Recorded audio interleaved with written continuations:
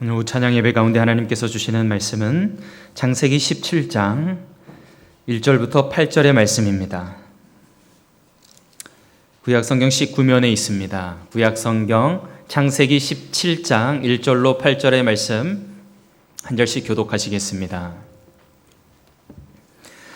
아브라함이 99세 때에 여호와께서 아브라함에게 나타나서 그에게 이르시되 나는 전능한 하나님이라 너는 내 앞에서 행하여 완전하라.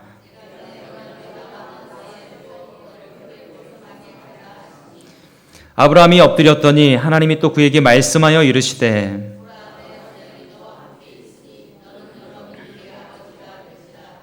이제 후로는 내 이름을 아브라함이라 하지 아니하고 아브라함이라 하리니 이는 내가 너를 여러 민족의 아버지가 되게 함이니라.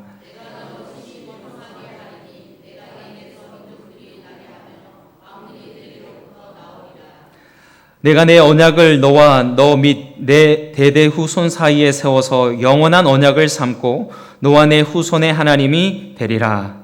내가 너와 내 후손에게 내가 거류하는 이 땅 곧 가나안 온 땅을 주어 영원한 기업이 되게 하고 나는 그들의 하나님이 되리라. 아멘.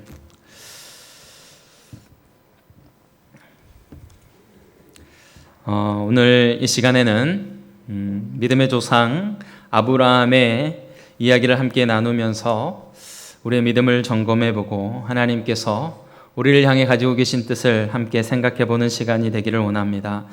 아브라함은 하나님의 부르심을 따라 본토 친척 아버지의 집을 떠나 하나님께서 말씀하시고 명령하신 그 가나안 땅으로 떠나가게 되었습니다. 그런데 우리가 기억해야 할 사실은 아브라함이 처음부터 하나님께서 말씀만 하시면 모든 것을 다 버리고 하나님 말씀에 순종하여 떠나는 그러한 위대한 믿음의 사람이 아니었다라는 것입니다.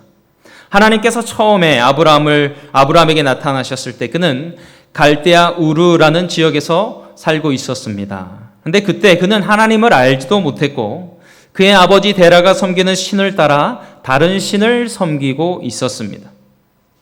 이 사실만 보더라도 아브라함이 믿음의 조상이 될 수 있었던 것은 철저한 하나님의 은혜였다라는 것입니다. 하나님을 알지도 못했고 하나님을 섬기지도 않았던 그 아브라함을 하나님께서는 그 우상의 자리에서 불러내셔서 하나님의 사람으로 믿음의 조상으로 세우시기 위해서 아브라함을 인도하시고 아브라함에게 나타나셔서 말씀하시고 하나님의 약속을 허락해 주셨다라는 것입니다. 그뿐만 아니라 아브라함이 하나님의 부르심을 받고 이제 순종하여 가나안 땅에 들어왔지만 우리가 창세기를 쭉 읽어보면 아브라함이 가나안 땅에 기근이 들자 어떻게 합니까? 하나님께 묻지도 않고 애굽으로 내려가 버리게 됩니다.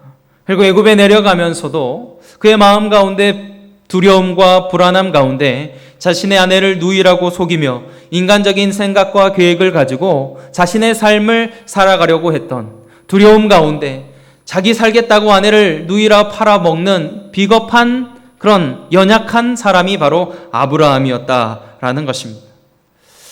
그런데 하나님께서 그러한 연약한 자를 두려움 많은 인생을 부르셔서 결국에는 믿음의 조상으로 세우시고 축복의 통로로 만들어 가시는 것을 성경은 우리에게 보여주고 있습니다. 이것은 사실 신앙생활을 하는 우리들에게 큰 위로와 소망이 되는 것 같습니다. 여러분, 만약 아브라함이 처음부터 믿음이 훌륭하고 그에 가진 성품과 인격이 훌륭한 사람이었다면 그래서 하나님께서 그를 부르시고 그를 믿음의 조상으로 세우시기를 원하셨다면 우리는 모두 낙심하고 절망할 수밖에 없지 않겠습니까? 우리가 우리의 모습을 보면 어떻습니까? 하나님의 놀라운 은혜를 입고 거룩한 성도로 부름을 받고 또 사명을 따라 믿음의 길을 걸어가게 해주셨지만 얼마나 자주 쓰러지고 무너집니까? 하나님께서 분명히 살아계심을 보여주셨고 말씀으로 약속해 주셨음에도 우리는 그것을 신뢰하지 못하고 약속의 땅을 떠나가고 하나님의 뜻을 묻지 않고 우리의 생각과 지혜로 우리의 인생을 살아가면서 넘어지고 쓰러지는 것이 우리의 모습이지 않습니까? 그런데 여러분, 하나님께서 아브라함의 연약함을 아시면서 그를 부르셨고 그런 아브라함을 다듬어 가시고 연단하셔서 결국에는 믿음의 조상으로 세워가셨다라는 이 사실이 우리에게는 소망이 되어지고 위로가 되어지는 것입니다.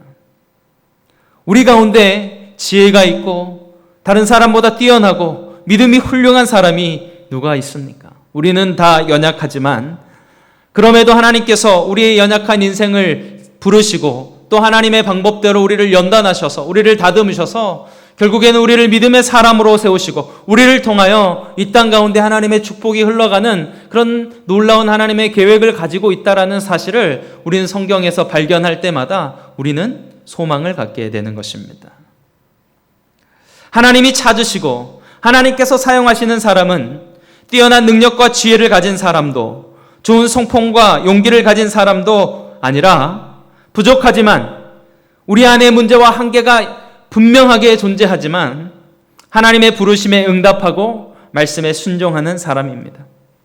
아브라함에게는 처음에 그가 하나님의 부르심을 받았을 때부터 그가 가지고 있는 컴플렉스, 인생에 커다란 문제가 있었습니다. 그것은 우리가 오전 예배 때 살펴보았던 한나와 같은 문제였습니다. 그에게 자식이 없었다라는 것입니다. 그런데 아브라함 역시 그가 자녀를 낳을 수 없었던 것은 그의 아내 사레나 아브라함에게 어떤 건강적인, 생리적인, 유전적인 문제가 있어서가 아니었습니다. 하나님께서 아브라함과 사라에게 자식을 허락하시지 않으셨기 때문입니다. 결혼을 하고 아이를 갖는 것이 정상적이고 우리가 기대하는 삶이지만 그런 기대를 무너뜨리시고 하나님께서는 아브라함에게 자식을 주는 것을 유보하신 것이죠. 하나님께서 그에게 자식을 주시지 않으셨던 것은 하나님께서 그를 정말 뭔가 믿음의 길로 들어서게 하기 위해서 우상을 섬기던 자리에서 아브라함을 불러내실 때 여러분 하나님께서 아브라함에게 주셨던 가장 큰 첫 번째 약속이 뭐냐면 내가 너로 큰 민족을 이루게 하겠다라는 거야. 지금 결혼을 했음에도 불구하고 자식이 없어서 대를 이을 수 없는 상황 가운데 그래서 내 삶이 정말 저주와 같은 삶처럼 여겨질 수밖에 없는 고대 시대 속에서 자녀가 없다라는 것, 생산 능력이 없다라는 것, 후손을 볼 수 없다라는 것은 아주 심각한 문제였습니다. 오늘날에는 결혼을 해도 일부러 아이도 낳지 않지만 그 당시에는 상황이 달랐습니다. 꼭 하나님을 믿지 않아도 이방신을 섬기던 자들도 이 자녀는 신의 축복으로 여겨졌기 때문에 자식이 없다라는 것은 정말 신으로부터 축복을 받지 못하고 저주를 받고 심판을 받는 것으로 여겨지기도 했다라는 것이죠. 이런 상황 가운데 여러분 하나님께서 이 아브라함을 믿음의 길로 불러내시기 위해서 사실은 이 문제, 자식이 없는 이 문제가 하나님께 나아가는 하나님의 부르심에 순종하는 하나의 어떤 자리가 되어졌다라는 겁니다. 만약에 아브라함에게 아무런 문제가 없었다면 자식도 순풍순풍 잘 낳고 그곳에서 잘 살았다면 여러분 아브라함이 본토 친척 아버지의 집을 버리고 떠나서 알 수 없는 미지의 땅으로 어디로 가는지도 알지 못한 채 그 익숙하고 안락하고 평안한 삶을 벗어나서 떠나갈 수 있겠습니까? 그럴 수 없습니다. 여러분 하나님께서 종종 하나님의 사람들을 움직이실 때 보면요, 하나님의 사람들을 새로운 믿음의 지경으로 이끄실 때 보면요, 우리의 삶 가운데 반드시 어떤 문제와 위기 가운데 우리를 부르시고 우리의 삶을, 우리의 믿음을 연단해 가시는 것들을 보게 되죠. 아브라함은 하나님의 음성을 듣고 하나님의 약속의 말씀을 듣고 내 인생이 정말 이렇게 힘들고 어려운데 내 인생의 문제를 해결할 수 없는데 이 하나님의 말씀을 따라간다면 이 하나님이 너를 큰 민족으로 만들고 너를 통하여 너를 축복된 삶으로 이끄실 것이다 라는 이 하나님의 약속의 말씀을 아브라함이 믿음으로 받고 그 믿음이 얼마나 뛰어난 믿음이었는지는 우리는 알 수 없지만 어쨌든 믿음에 순종하는 걸음을 내딛었다라는 것입니다. 그래서 여러분 우리도 마찬가지입니다. 우리 인생에 문제와 어려움이 있을 때요, 하나님께서 문제만 주시지 않으십니다. 반드시요 하나님께서 그 문제를 통해서 하실 일이 있으세요. 한나에게도 그랬고 아브라함에게도 그랬고 우리에게도 그랬고 우리의 삶 가운데 결핍되어진 어떤 것들, 우리의 인생 가운데 우리의 힘으로 스스로 해결할 수 없는 인생의 문제들 가운데 여러분 우리 그 문제만을 바라보면요, 여러분 우리는 감사할 수 없습니다. 그 문제를 믿음으로 이겨낼 수 없습니다. 그런데 그 문제 이면에 있는 하나님의 놀라우신 섭리와 계획이 있음을 믿고 하나님 앞에 나아갈 때 여러분 하나님께서 우리에게 말씀하시고 요구하시는 삶을 순종하며 믿음으로 걸어갈 때 여러분 하나님께서는 놀라운 은혜를 베푸시고요. 그 문제를 통해 하나님의 살아계심을 우리 가운데 친히 보여주신다라는 것을 성경은 반복해서 우리에게 보여주고 있는 것입니다. 근데 여러분 하나님께서 왜 하필 여러 가지 문제도 많이 있을 텐데 자식을 낳지 못하는 이 문제를 아브라함에게 주셨던 것일까요? 다른 건강이나 경제적인 문제나 다른 문제도 많이 있을 텐데 말입니다. 그 이유는 이 생명을 잉태하고 출생하는 것은 아무리 인간의 힘과 노력으로 애쓴다 해도 그것을 이루어낼 수 없는 문제이기 때문입니다. 왜냐하면 생명은 하나님께서 창조하시고 오직 하나님만이 주실 수 있는 것이기 때문입니다. 하나님께서는 인간의 힘으로 해결할 수 없는 생명의 문제를 아브라함에게 던져주시면서 그 생명의 주인이 누구신지를 하나님께서 깨닫게 하시고 보여주시기를 원하셨던 것이죠. 또한 죄로 인해 죽을 수밖에 없는 모든 인류의 모습을 아이를 갖지 못한 이 불임의 상태로 보여주시면서 이 절망적인 상황, 생명이 없는, 생명이 메말라버린 이 인생 가운데 하나님이 찾아오셔서 그를 복되게 하시고 정말 하늘의 별처럼 땅의 모래처럼 많은 생명을 가진 그 생명을 잉태하고 출산하는 그런 하나님의 생명을 가진 자로 하나님께서 이 아브라함을 불러내시는 이 커다란 하나님의 그림을 우리에게 보여주고 있는 것입니다. 여러분 하나님께서 아브라함을 부르실 때 약속하신 것은 다른 것이 아니라 생명이었습니다. 하나님께서는 자녀를 낳을 수 없고 생명을 잉태할 수 없는 아브라함을 부르셔서 그에게 생명을 허락하심으로 진정한 생명의 주인이 누구고 우리에게 참된 구원과 생명을 주시는 분이 누구신지 아브라함을 통해서 알게 하시기를 원하셨다라는 겁니다. 그런데 하나님께서는 그 일을 인간의 노력이나 가능성이 아닌 오직 하나님의 방법으로, 오직 하나님의 능력으로 되어진다라는 것을 보여주시기를 원하셨습니다. 그래서 하나님께서 아브라함을 부르실 때 아브라함에게 내가 너를 복되게 하고 너에게 많은 민족을 주겠다, 큰 민족을 이루겠다, 내 이름을 창대하게 하겠다라는 약속을 주시고 나서도 하나님께서는 쉽게 그 약속을 이루어 주시지 않으셨습니다. 오랜 시간 동안 하나님의 약속을 받았고 믿음으로 순종하는 걸음을 내딛었음에도 불구하고 아브라함에게 자식이 생기지 않았습니다. 그래서 우리가 오늘 본문 읽은 17장 바로 앞전에 보면 16장에 보시면 아브라함이 기다리다 어떻게 하냐면 여종 하갈과 동침하여 이스마엘을 출생하게 됩니다.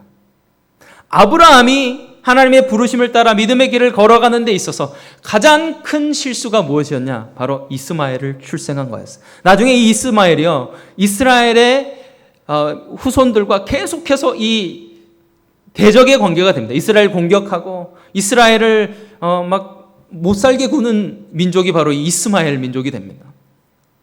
그런데 이거는 하나의 상징적인 어떤 것으로 우리에게 성경은 이야기하고 있습니다. 하나님께서 분명히 약속하셨어요. 내가 너와 사라를 통해 하나님께서 약속의 자녀를 주겠다라고 분명히 말씀하셨어요. 하나님께서 비전을 주셨어요. 그런데 그걸 바라보지 못하고 신뢰하지 못해서 여종의 몸을 통하여서 자신의 힘으로 이스마엘을 출생하게 된 것입니다. 여러분, 하나님께서 분명히 아브라함의 몸, 사라의 몸을 통해서 하나님의 생명을 주시려고 지금 계획하고 계셔요. 그런데 하나님께서 왜 이렇게 뜸을 들이실까? 그냥 약속하셨고 아브라함이 나름대로 믿음으로 살아가면 지금 99세가 됐잖아요. 그렇잖아요.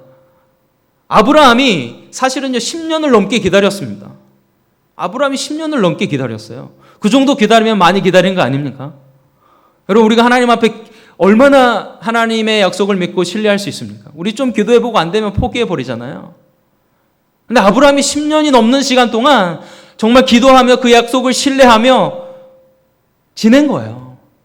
어떻게 보면 아브라함의 믿음이 정말 작은 믿음이 아니었죠. 그런데 하나님께서 왜 그토록 아브라함이 99세가 될 때까지 사레가 89세가 될 때까지 자식을 주시지 않으셨는가? 그것은요, 인간의 모든 가능성이 완전히 끊어질 때까지 기다린 거예요.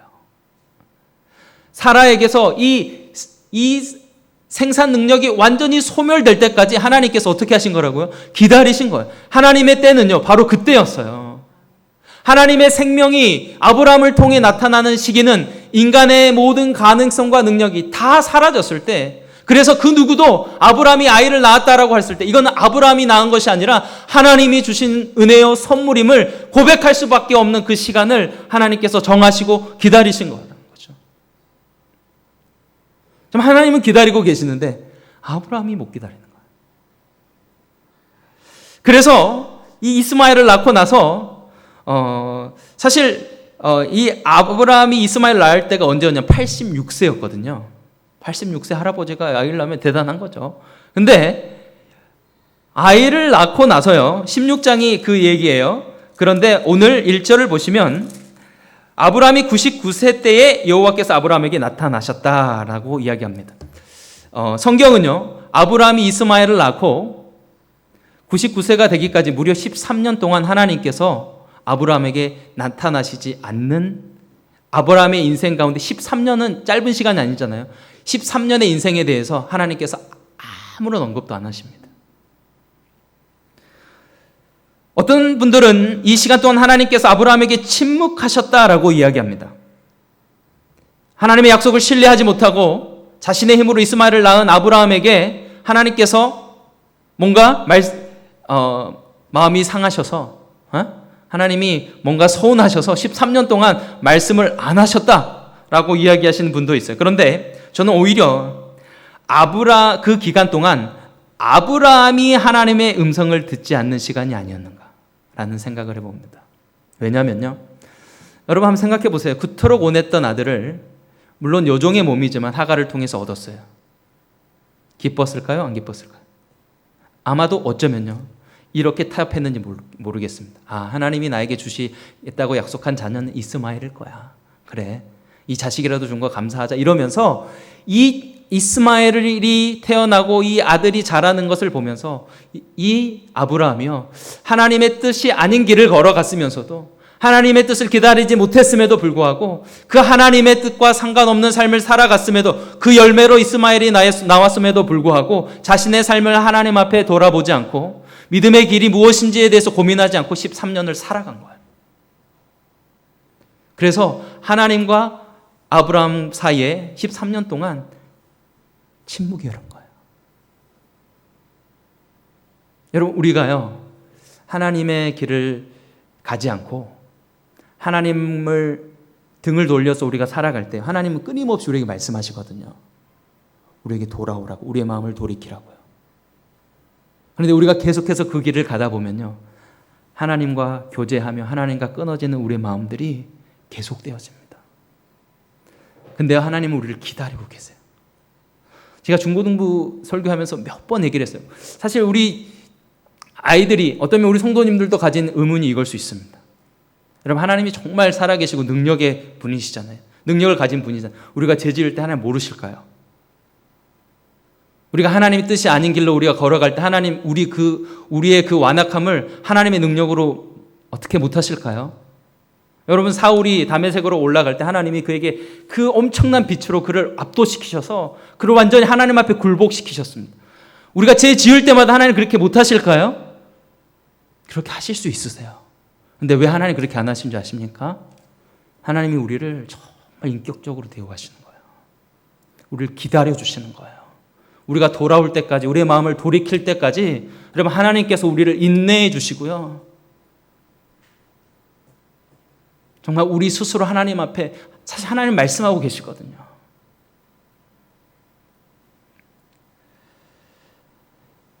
성경은요, 하나님의 약속을 잊어버리고 하나님을 떠난 인생에 대해서 아무런 언급도 하지 않습니다. 비록 아브라함이 초창기에 하나님의 말씀을, 약속을 신뢰하지 못하고 가나안 땅을 떠나 애굽에 가서 험한 꼴을 당하잖아요. 죽을 뻔하잖아요. 그런데 그 실패의 이야기는 성경이 기록해요. 왜 그런지 아십니까? 그 가운데 아브라함이요, 애굽에 가서 실패했지만 하나님이 그에게 말씀하실 때 들으시고 아브라함의 하나님의 음성을 듣고 다시 돌이켜 하나님 앞에 나아가 여호와의 이름을 부르고 하나님 앞에 엎드려 기도하고 하나님 앞에 제단을 쌓는 삶을 살았기 때문입니다. 여러분, 성경은요, 우리에게 완벽한 삶을 요구하는 게 아닙니다. 우리는 절대 그러한 삶을 살아갈 수 없습니다. 우리는 실패할 수 있습니다. 하나님의 약속을 믿지 못하고 우리의 힘으로 살아갈 수 있어요.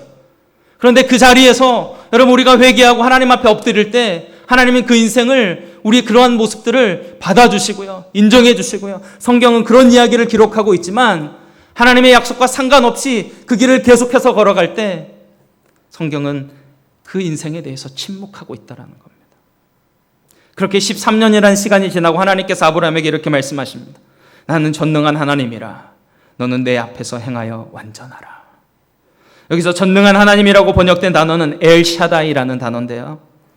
이것은 엘이라는 하나님이라는 단어와 샤다이, 능력 주시는 자라는 뜻의 합성어입니다. 그러니까 모든 능력을 주시는 하나님이다라는 것을 하나님께서 지금 아브라함에게, 이제는 99세가 되어 아무런 능력도 힘도 없는 아브라함에게 나타나셔 다시 한번 하나님이 어떠한 분이신지를 보여주시고 계시는 것입니다. 여러분, 우리가 언제 믿음이 생겨나는 줄 아십니까? 하나님이 어떠한 분이신지 우리가 깨닫게 될 때 우리 안에 믿음이 생겨나게 되는 거예요. 그래서 우리는 하나님을 아는 지식에서 더 자라나고 하나님을 아는 지식이 더 깊어져야 되는 겁니다. 하나님의 말씀을 통해서, 여러분, 하나님 우리에게 말씀하실 때 우리가 하나님이 어떠한 분이신지를 우리의 마음에 새기고 그 말씀 앞에 설 때 여러분, 우리의 믿음이 깊어지고 견고해지는 거예요. 하나님께서, 전능하신 하나님께서 지금 하나님이 이 말씀하셨을 때 아브라함의 마음에 뭐가 가장 생각났겠습니까? 아마 하나님이 나타나셔서 이 말씀하셨을 때 아브라함은 바로 알아챘을 겁니다. 지난 13년의 시간을, 그가 이스마엘을 낳고 살아왔던 그의 삶을 돌아보며 하나님 앞에 믿음으로 살지 못했던 그의 삶을 돌이키며 뉘우치며 하나님 앞에 아마 엎드렸을 것입니다. 그런데 하나님께서 그런 아브라함, 연약한 아브라함이지만 그에게 나타나셔서 자신을 계시하시며 내가 엘샤다이, 너에게 능력 주시는 자다라고 말씀하시면서 그런 하나님을 보여주시면서 이 아브라함에게, 이제 아무런 능력이 없는 아브라함에게, 너에게는 아무런 가능성도, 생명을 출생할 그런 능력도 없지만 너에게 생명을 주시겠다라고, 이제는 내가 너에게 그 아들을 주겠다라고 하나님께서 말씀하고 계시는 것입니다. 그러면서 하나님께서 요구하시는 것이 무엇이냐면 너는 내 앞에서 행하여 완전하라는 겁니다. 지난 13년의 아브라함의 삶이 어땠다라는 거예요? 하나님 앞에서 살아가지 못했다라는 거예요. 믿음의 삶을 살아가는 데 있어서 불완전한 삶을 살았다라는 거예요. 성경은 우리의 삶을 이렇게 평가합니다. 우리가 하나님과 동행하는 삶을 살았는가? 하나님 보시기에 완전한 삶을 살았는가? 그렇지 않은가? 아무리 이 세상 사람들이 우리의 삶을 인정해주고 우리의 삶을 높이 평가해주고 내가 나름대로 최선을 다해 살아간다 할지라도 여러분, 우리가 하나님 앞에서 살아가지 않으면, 하나님과 동행하며 하나님 보시기에 의로운 삶을 살아가지 못하면 여러분, 하나님 우리의 삶이 하나님 앞에 인정받을 수 없다라는 거예요. 하나님의 약속이 우리의 삶 가운데 성취되어질 수 없다라는 겁니다. 그런데 여기서 하나님께서 아브라함에게 요구하시는 이 완전하라라는 말의 의미가 무엇이냐면 이것은 아무런 실수도 하지 않고 도덕적으로 윤리적으로 흠이 없는 그런 완전함을 의미하는 것이 아닙니다. 흠이 없는 그런 완전함을 요구하는 것이 아니다라는 거예요. 이 완전이라는 단어가 창세기 6장에서 노아가 어떤 사람인지에 대해서 이야기하면서도 동시에 같이 쓰였는데, 동일한 단어가 등장하는데 창세기 6장 9절을 보시면 노아의 사적은 이러하니라. 노아는 의인이요 당세 완전한 자라. 그가 하나님과 어떻게 했다고요? 동행하였으며. 성경은요, 우리가 하나님 앞에 완전할 수 있는 그것이 어떠한 모습이냐면 하나님과 동행하는 삶이 하나님 앞에 완전한 삶을 살아낼 수 있는 비결이라고 우리에게 말씀해주고 있습니다.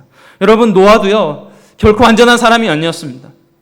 분명 그가 의인이고 완전한 자라고 성경이 이야기하고 있지만 그가 나중에 홍수 이후에 했던 모습들을 보면요, 술에 취해서 누워있는 모습을 그의 아들이 보고 형제들에게 이야기한 함을 보고 함을 저주합니다. 물론 함도 잘못을 했지만 그의 혈기로 자녀를 저주하고 축복하지 못하고 용서하지 못하는 모습들을 보게 되잖아요. 노아도 실수하고 연약한 자였습니다. 그런데 성경이 그를 당대의 의인이요 완전한 자라고 평가할 수 있었던 것은 그가 하나님과 동행하는 삶을 살았기 때문입니다. 그 시대 모든 사람들의 생각과 계획하는 것이 다 악한 그 시대를 살아가면서, 그래서 하나님께서 홍수로 심판하지 않을 수 없는 악하고 어두운 시대를 살아가면서 노아는 하나님과 동행하는 삶을 살았어요. 하나님이 말씀하시면 그 말씀을 따라 살아가는 삶을 살았단 말입니다.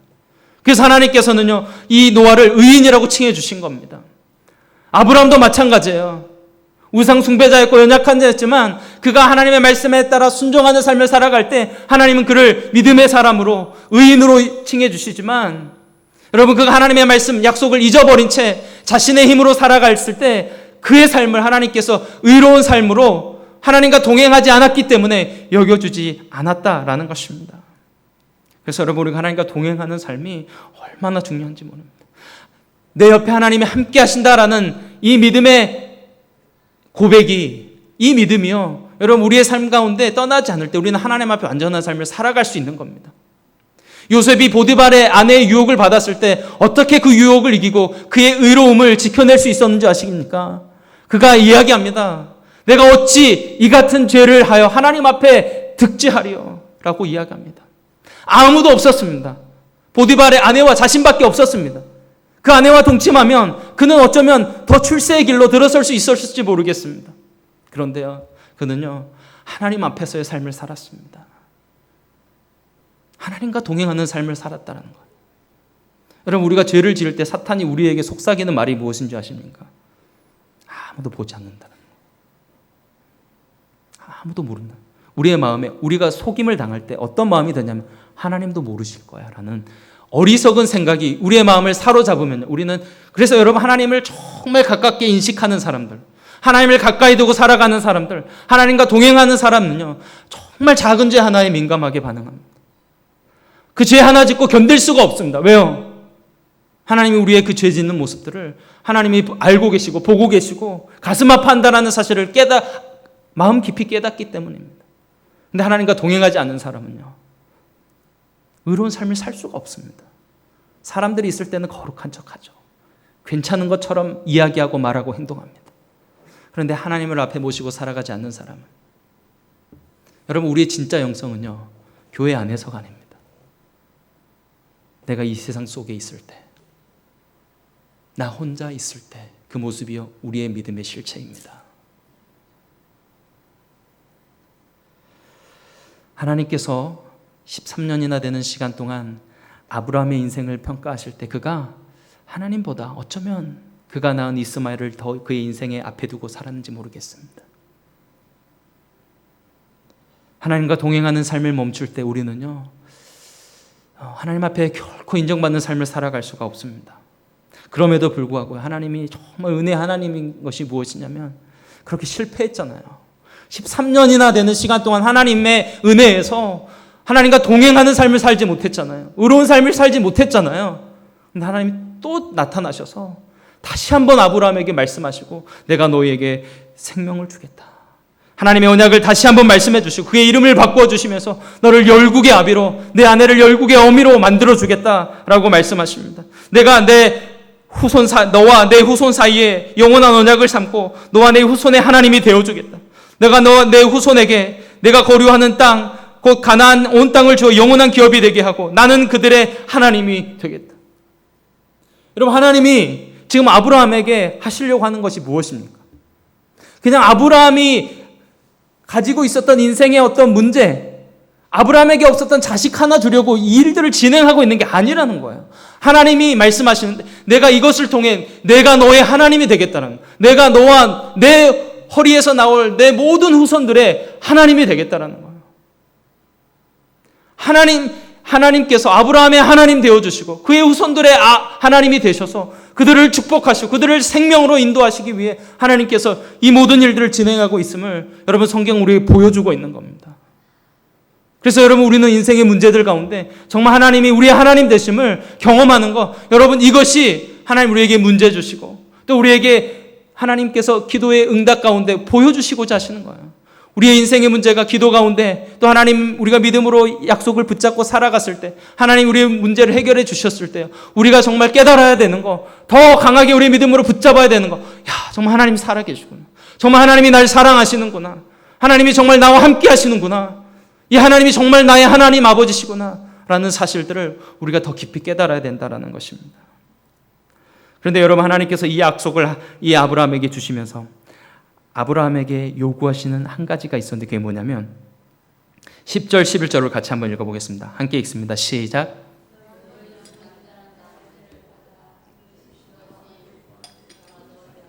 다시 한번 읽겠습니다. 시작. 너희 중 남자는 다 할례를 받으라. 이것이 나와 너희와 너희 후손 사이에 지킬 내 언약이니라. 너희는 포피를 베어라. 이것이 나와 너희 사이의 언약의 표징이니라. 하나님께서요, 하나님 앞에 불완전했지만 다시 한번 하나님께서 이 생명의 약속을 주시면서 아브라함에게 요구하셨던 것이, 명령하셨던 것이 무엇이냐면 할례를 행하라는 겁니다.